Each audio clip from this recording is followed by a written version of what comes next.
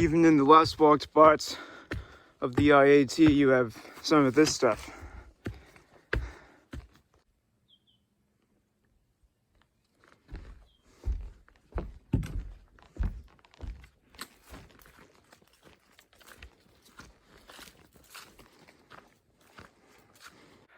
I think this is the longest rope I've seen on this trail so far. Trail just going straight down an erosion gully. I think that was a 60-70 meter rope pull. Lots of fun. Full body workout. The trail has been like this the whole morning for the last 20 kilometers, which has really surprised me. I thought it was just gonna be roads and stuff like that, ATV tracks, but it's actually real trail. It's well marked enough, it's clear enough to follow. It's clearly not very well traveled, but I don't really need that at this point. I'm getting socialization in towns, so having other hikers with me on the trail is just a bonus I don't have. I haven't met any overnight hikers since leaving the Chickasaws.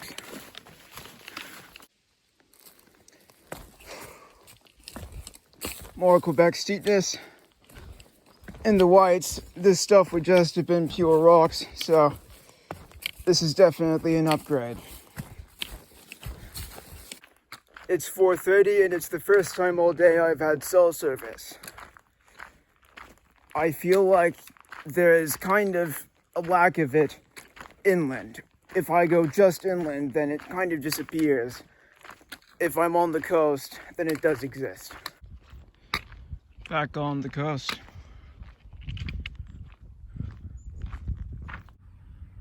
"100 kilometers left." You know, I've been trying to force myself to remember how short a distance it is to the end for a while now, and I haven't really been succeeding. It still feels like a far distance to the end of my hike. Of course, it is 100 kilometers, it is far. Not to mention, I'm not really sure how tough the walking will be. I'm not sure how overgrown it will be or how many blowdowns I'll get through. It's not just a road walk, it's a pretty complex hike, like the stuff I did this morning, from what I can tell. So, it's just, there's still more to prepare for, you know? Like, I cannot call this journey over until I get much closer to the end.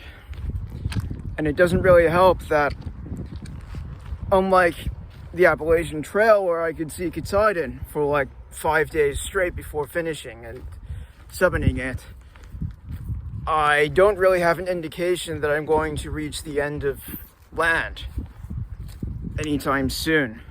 I have the coast on one side, but not the other. So, yeah, that's another thing. Like, it doesn't really feel like this is about to come to an end, but it will. And I need to remember that.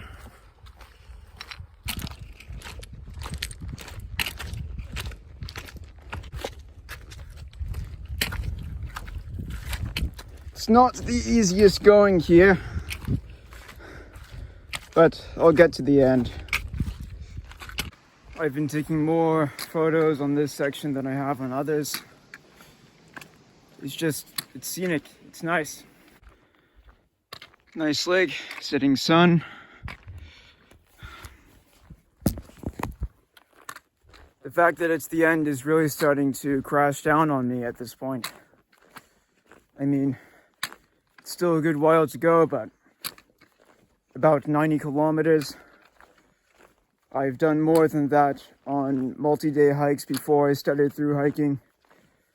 I've done longer hikes with scouts. I've done hikes almost that long with school, with my outdoor club. So it's really not that far anymore. It's really not that far before I completely run out of land and I have to stop walking. I mean, I could go to Newfoundland, but I've already decided and planned that I won't do that. And that's a different trail anyway. I would have to take a lot of buses. It's not just taking a ferry. I would have to take buses and more buses and then a ferry to get there. So it's not that simple. Nice, sketchy suspension bridge at night. Kind of like the vibe, actually. Morning. That was a pretty crowded campsite. There were, I think, 4 people in 2 groups. One of the groups was doing just a section hike, 3 weeks on the IAT. I think doing the hills and the coast. But then this one guy named Alex, he was staying inside the shelter with me. And he's doing the entire GRA1, the entire Quebec section of the IAT. They were all very friendly, and I think Alex is the first person I've met on this trail who's doing the entire Quebec section, let alone the rest.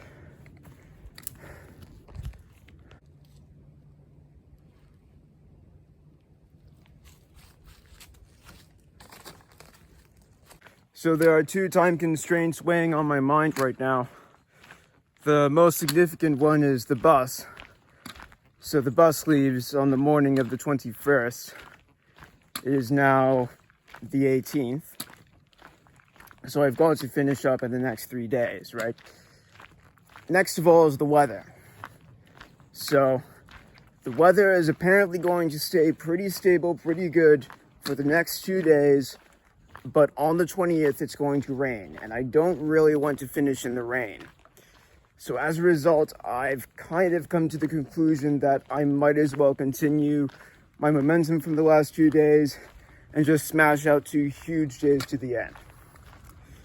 And just do maybe 40 kilometers today, 46 kilometers tomorrow to get to the very end of the trail.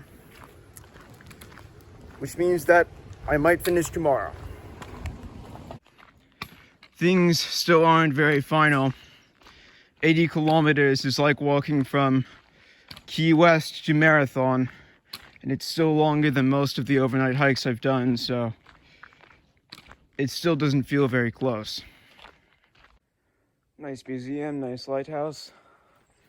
It costs a bit to actually go inside though, so I'm just gonna walk on. Zephyr Refuge, one of my favorite ones yet because it's right next to the sea. I think I'm going to have my snack down at the coast. Tide's a bit higher than it was on my last 2 beach walks. Shouldn't be an issue though. I feel like the signage is a bit dramatic about the tides. I feel pretty confident walking along any of these beaches at high tide. As long as the tide's not, a king tide or something. Looks like a seal watching me. Well, this is kind of miserable. I wasn't expecting from this trail. Just these rotted old boards in the middle of a swamp. Not really sure how deep the water even is. Kind of worried about my toe. They're not even stable. Gotta put down my phone. I keep on seeing these signs that function as kilometer markers. Like this one, 65. They didn't really sync up with my app before, so I wasn't really looking at them or using them. As it turns out, I think they're actually more correct than my app. They give the total distance of the trail, like the very, very first marker was 650. And I believe it is actually 650 kilometers, not 642 like Far Out says it is. Just because Far Out is quite outdated. But anyway, 65 kilometers from the end. I think I can very safely say that now. The app and that sign have synced up, so it definitely is that much. I've been walking through this forest on these forest paths for a few hours now. Just finished up a podcast I downloaded, so I'm gonna be walking with some silence for the next few hours. It's a very hot, evening, very warm day. Nothing like it was on parts of the Appalachian Trail. It's still relatively cool, but it's not the weather I want to hike in. I'm sweating bullets. And I feel tired. I just want to get to the end of the day and then get to the end of the trail.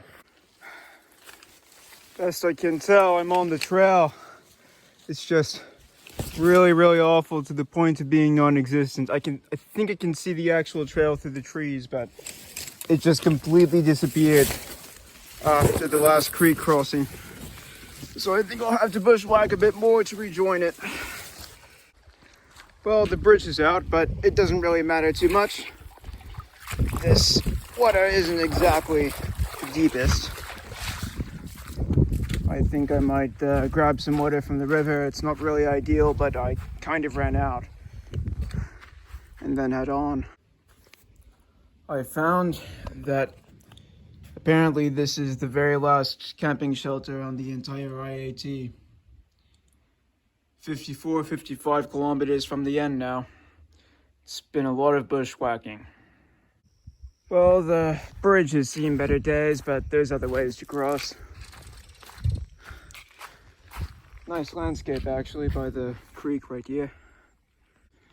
So the trail re-enters the forest right there. But I'm not following it because I'm hitting it at this point and I think it sucks. I mean, some sections of trail on this part of the overall trail, this route, have been quite nice. Like all these sections of trail near the coast where you could have a good look out onto the coast, into the sea, were great. Then I had some very interesting parts of trails which would go past interesting watercourses, interesting rivers. But I didn't have any of that this afternoon. Ever since I left the coast, it's just been the most horrible bushwhacking trail with no redeeming features. There was one creek which was interesting, that was basically it. So that means that for the last 20 kilometers, I've only had 200 meters of worthwhile trail.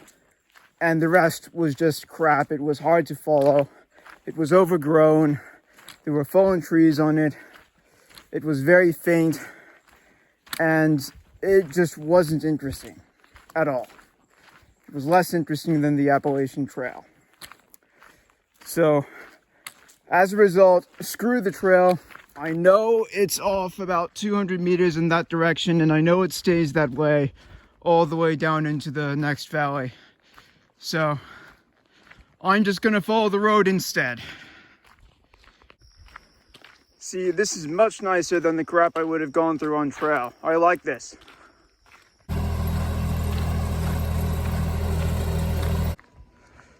So I just arrived at this very small town, this village, my very last village on the entire trail. And I might get into this place if it's cheap enough. I might walk further and stealth camp, or I might just pull an all-nighter and finish this thing. I still haven't decided. So I'm gonna duck in there at least because I need some food and I can get some extra snacks for the end in there.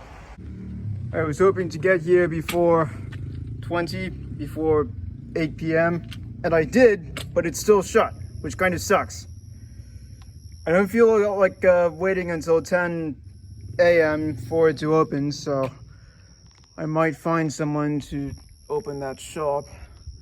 And if I cannot find anyone, I might just keep on going.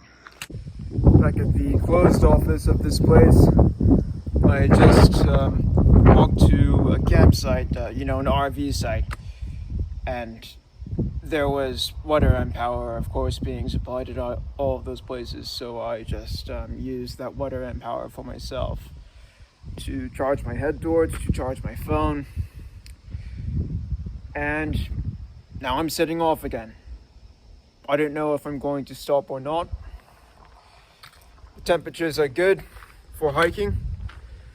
I watched some people's vlogs of this section to see if it made any sense to start walking in this section at night or not.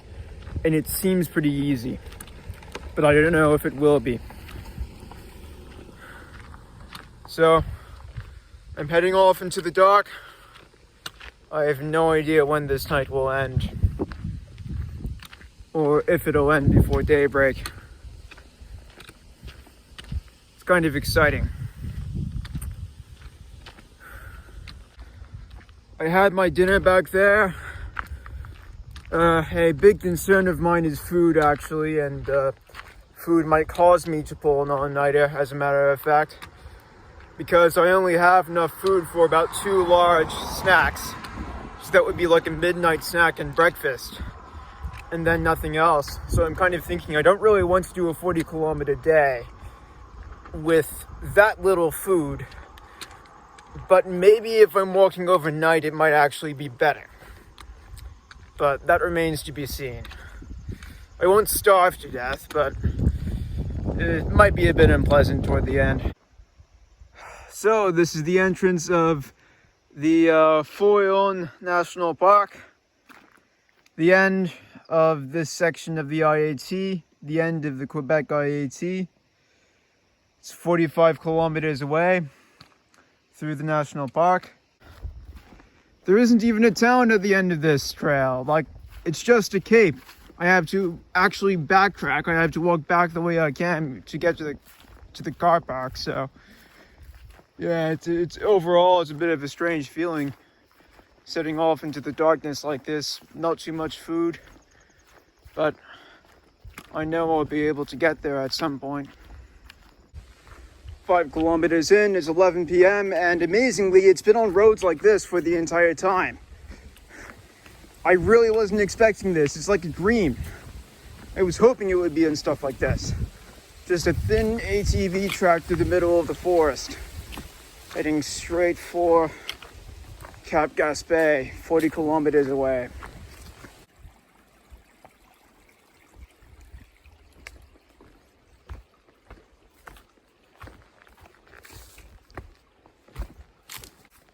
There's a moose out there. I can see its eyes reflecting against my lights. It looks eerie as hell considering how big it is. Oh, now it's crashing into the forest though. Pretty often I'm coming across these bogs on trail, and they seem like they would be much more of an obstacle if it was actually wet. Luckily, I'm kind of in the middle of a drought right now. A lot of the creeks aren't running, hence why I've had some trouble finding water. So I don't think these sections will pose too much of a challenge now, but they might for other hikers. Because there's a lot of places where it looks like there's usually mud, and now there isn't. But I can imagine after some rain, there's going to be some pretty serious mud here. It's 1:30. I'm 30 kilometers away from the end of the trail. This night's just going on. 2:30 a.m. or so. Those are the lights of Gaspé, as seen from a lookout out here. I've got to get to that town in the morning somehow. I think my easiest option is to hitchhike, because it's 50 kilometers down the road from where I'm finishing this hike. It's good to see now though.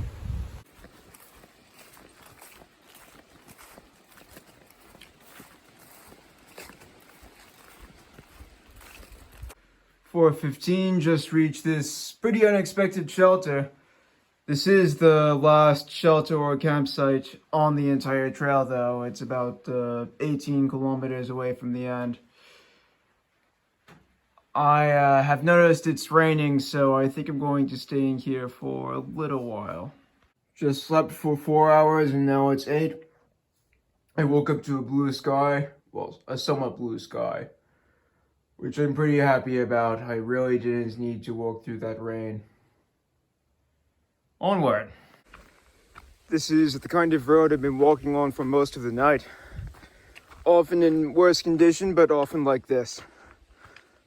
And over there is the sea, which really shows that pretty soon I won't be able to hike any further. Ocean in that direction, ocean in that direction as well.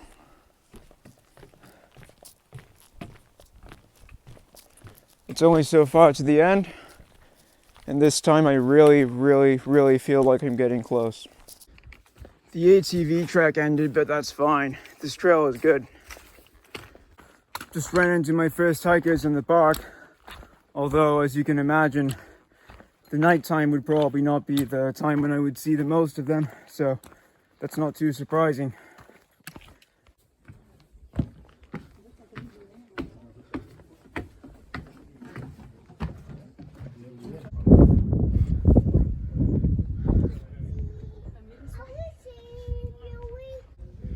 I'm running out of land very quickly here. Not much left at World's End. I've been on this view before when I was 9 years old. I remember walking on the beach near that lighthouse and climbing that lighthouse. Back when I climbed this before, there wasn't really much of a view. I could barely see the ocean, but now it's pretty brilliant.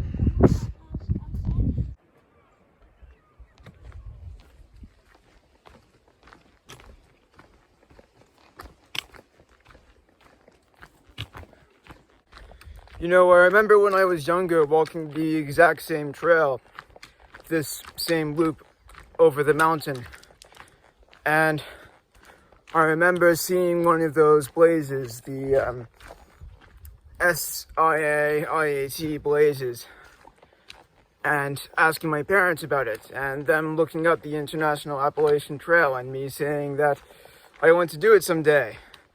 You know, combine it with the Appalachian Trail. And 12 years later, that dream is just about to come true.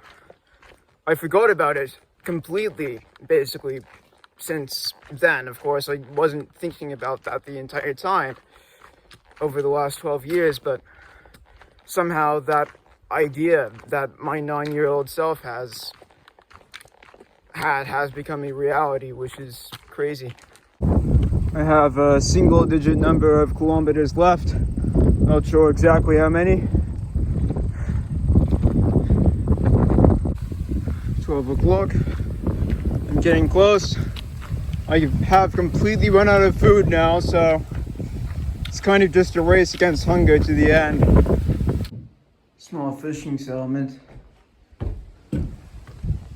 Lots of buildings they preserved out here.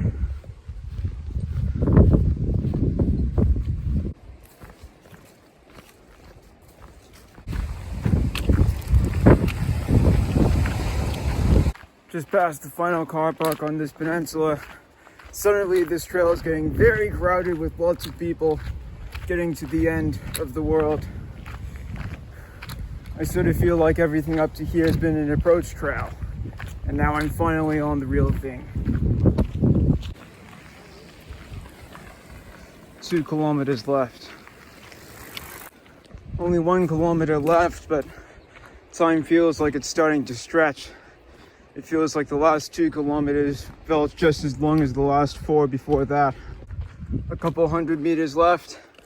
The land's been falling away to both sides, narrowing to a point. It only just came into view now. This is pretty much my first sight of it, but that's the lighthouse. That's World's End.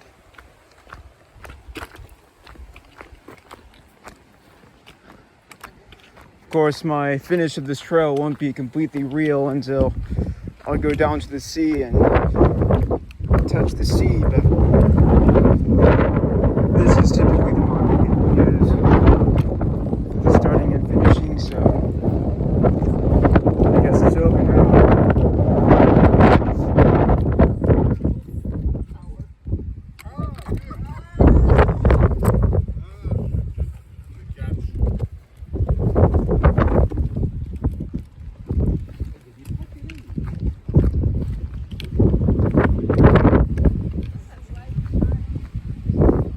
World's End, everyone.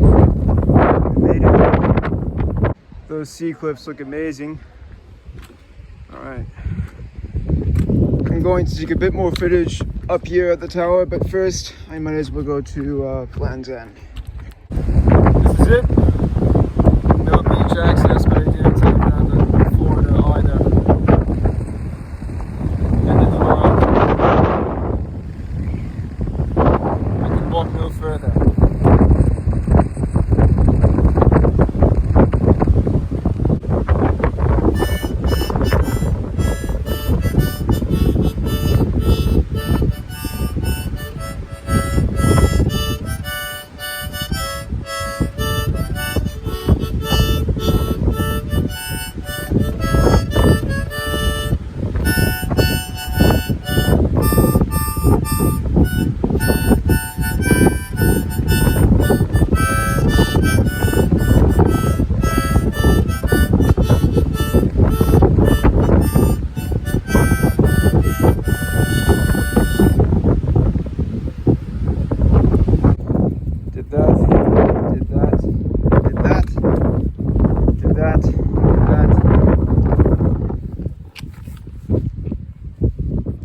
kilometer zero right there. It's time for me to try and find a way out of this place. I'm wondering if it's most efficient to beg for a ride here or at the car park. It's 3 p.m., just had all the relevant photos taken. And of course, now my hike isn't really finished because I still need to get to the car park and get a lift to Gaspé. There was a couple who offered a lift. They are down at World's End, so I'm not going to wait for them. I decided to wait for them at the car park instead. Maybe get another ride of someone else if they're taking too long. And yeah, I'm just headed down this gravel road. Luckily, there are 2 ways to get to and from this cape. There is the trail and there is this gravel road. So I'm just taking this gravel road all the way to the car park. Bit of a time jump here. I've just got a ride from Julien and Victoria, some Quebecois who live in Montreal and were out here for a vacation. I met them at the lighthouse. They offered me a ride. So here I am in Gaspé.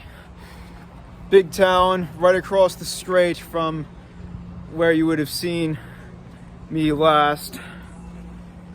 Pretty far away actually. I'm incredibly grateful for the ride because otherwise I would have had a 50-kilometer road walk.